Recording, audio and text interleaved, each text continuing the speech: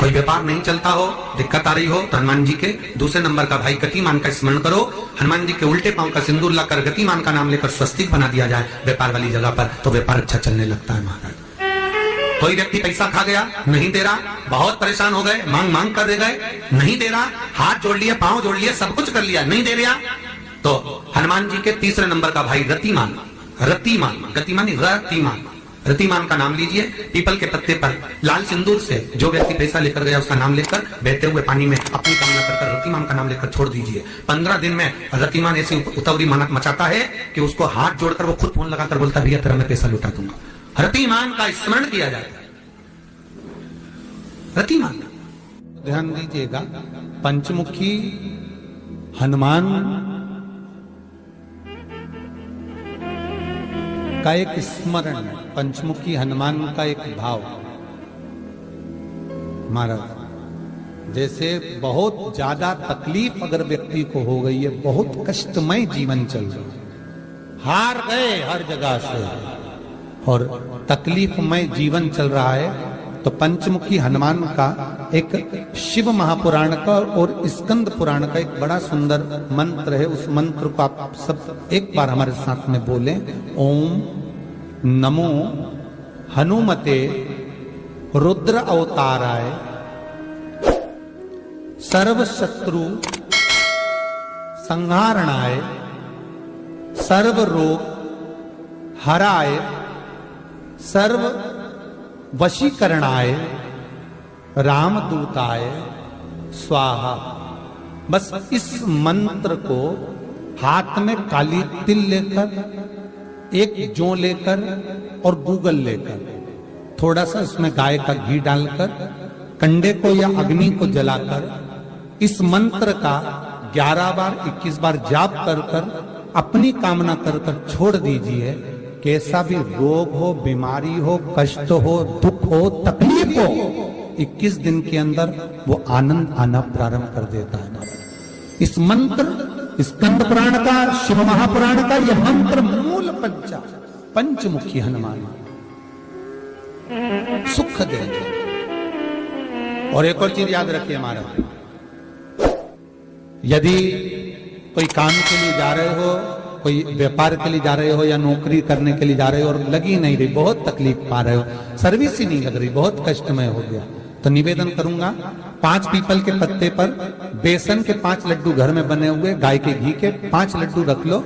उस लड्डू के बीचों बीच एक आटे का दिया और उसमें तिल्ली का तेल डालकर इसी मंत्र का प्रयोग कर कर पंचमुखी हनुमान का किसी भी हनुमान के मंदिर में जाकर, दक्षिण मुखी हनुमान के मंदिर में जाकर उसको रख कर आ जाइए। इसके बाद आप उस काम के लिए जाइए, आपका काम सफल हो जाएगा।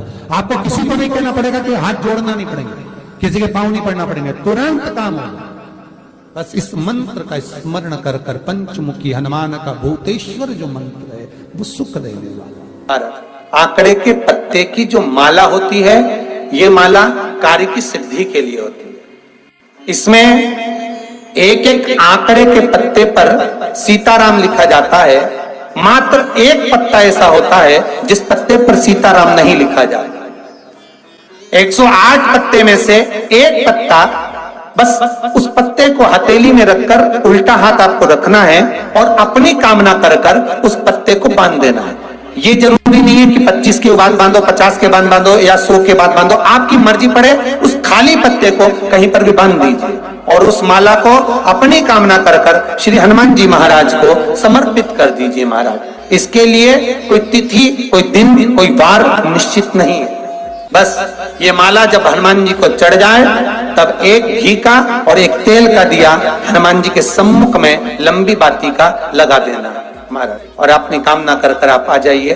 आपकी वो कामना 2.5 महीना या 3 महीना, इससे ज्यादा नहीं जाएगा, वो कामना बाबा पूरी करेगा, क्योंकि शिव और हनुमान ये सब एक ही स्वरूप है। आपको कहा था हनुमान जी 6 भाई हैं। कितने भाई हैं? 6। हनुमान, गतिमान, केतुमान, रतिमान, मतिमान, सेतुमान, ऐसे हनुमान जी 6 भाई।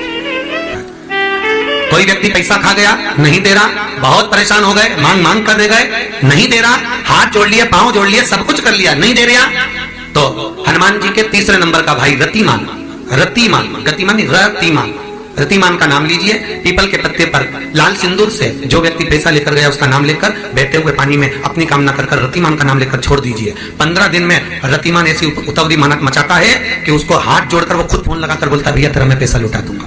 रतिमान का स्मरण किया जाता है।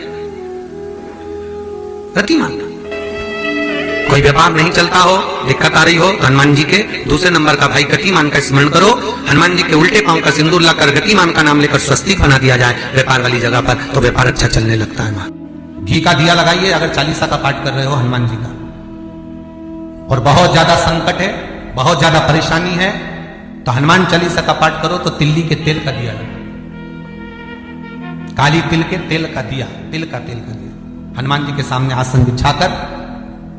बहुत तकलीफ है तो 3 पाठ प्रतिदिन करो, और एक आसन से जितने समय 9 बजे अगर आप बैठते हो पाठ करने तो 9 बजे ही बैठना है। 11 दिन तक प्रतिदिन 3 पाठ रोज करो।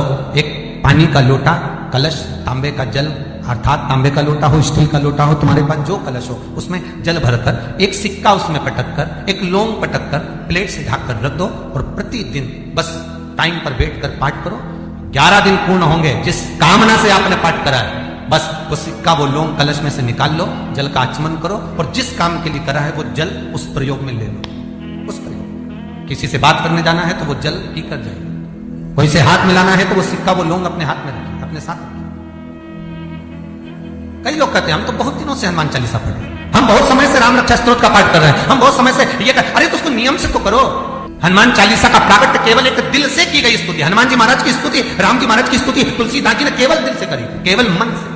और ये नहीं कहते कि हनुमान चालीसा पढ़ोगे तभी भगवान, नहीं, आप दिल से अगर भगवान को पुकार लीजिए, आप दिल से पुकारो उसको, वो आएगा, वो प्राप्त होगा हमारा और मिलेगा। उसके मिलन में देरी नहीं हो सकती महाराज, उसके मिलने में कोई चूक नहीं हो सकती, बस मन से पुकार। चढ़ाओ एक लोटा जल। कभी कभी अगर ऐसा लगे जीवन में कि दुख बहुत ज्यादा आ गया है, बहुत तकलीफ आ गई है, तो लाल चंदन को घिसकर उस लाल चंदन का लेपन भगवान शंकर पर कर कर फिर पानी चढ़ाओ। अगर कोई संकट भारी है और निकट रहा, जैसे किसी नारी का गर्भ नहीं ठहर रहा, 15 साल हो गए, 20 साल हो गए, 25 साल, जैसे इसने लिखा एक माता ने कि 18 साल की बेटी हो गई थी पर संतान में पुत्र नहीं, तो उसने भाव से कथा सुनी। ऐसे आपके भीतर अगर 20 साल हो गए, 25 साल हो गए, 30 साल हो गए, संतान का सुखी नहीं है, लाल चंदन का लेपन बाबा भोलेनाथ पर करना प्रारंभ करो, पीठिका पर लाल चंदन का लेपन करना प्रारंभ करो, लाल चंदन से बाबा का श्रृंगार करना प्रारंभ करो। एक बेलपत्री पर लाल चंदन, दोनों पत्ती नीचे वाली, जो